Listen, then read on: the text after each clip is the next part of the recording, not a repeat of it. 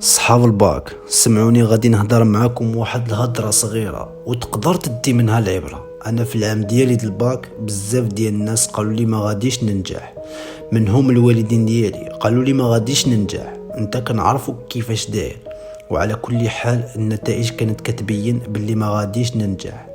كنت جايب في الجهوي 6 والمعدل ديال القسم 7. ما كنتش كنقرا العام كامل، كان باقي شهر من الوطني، وكنت كنشوف مع راسي باللي هادشي ما كيفرحش، وكل شي كيشوف فيا داك النظره باللي ما غننجحش، والوالدين ديالي كيشوفوا فيا داك النظره باللي ما شرفتهمش وما طلعت لهمش راسهم.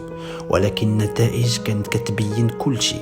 ولكن جلست مع راسي وقلت غننجح، ما باقي لي والو، عام كامل ما قريتش، شهر اللي باقي لي غادي نبدا نقرا فيه.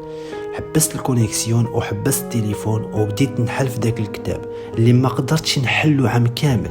حليت الكتاب وبديت نقرا داك الشيء اللي كاين، اللي لحقته الحمد لله، واللي ما لحقتوش الله يسهل عليه. ما وقفتش حتى الليله ديال الامتحان، كل شيء عملته. وعلى كل حال جا الامتحان ونزلت نعمر في الورقه اللي كنعرفو كنكتبو.